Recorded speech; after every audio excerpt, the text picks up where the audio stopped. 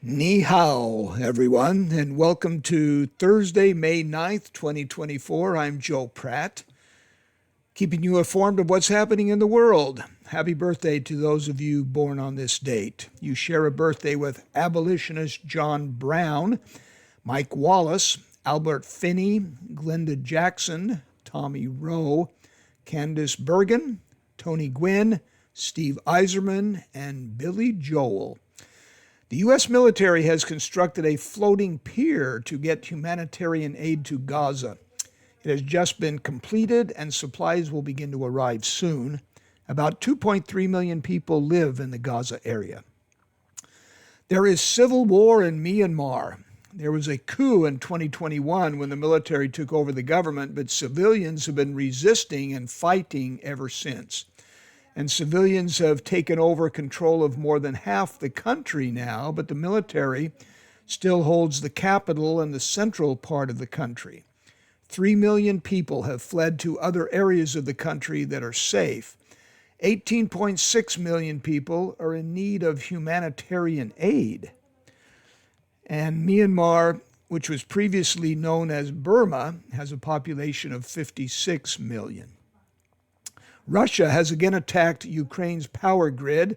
Now about half of Ukraine's power grid has been damaged, with the damage estimates to be about $12.5 billion. 3 people are dead after tornadoes ripped through the southeastern United States. More are expected early today. Tornadoes have been reported in Michigan, Nebraska, Iowa, Tennessee, and North Carolina. The number of guns being stolen from cars has tripled in the last decade. Authorities are warning everyone to safely secure firearms so they don't end up in the hands of dangerous people. 2 men will be honored as World Food Prize laureates. This is an award given for people who best advance the world food production. Carrie Fowler and Jeffrey Houghton won for their work on a seed bank vault. That's a seed bank vault, where seeds are stored in a safe vault to preserve various crops and varieties that might otherwise die out. In sports, NBA playoffs last night, the Knicks beat the Pacers by 9, which puts New York up 2-0 in the series. The Pacers were so unhappy with the reffing, though, that they sent video of 78 plays from the game that they felt were called incorrectly. Also in the NBA, Nikola Jokic has won his 3rd MVP award. Second place in the voting went to Shai Gilgeous-Alexander, and third went to Luka Doncic. The Invictus Games are starting. They're an Olympic-type sports competition designed for disabled military veterans. They take place in England, and 20 nations will be participating in the event.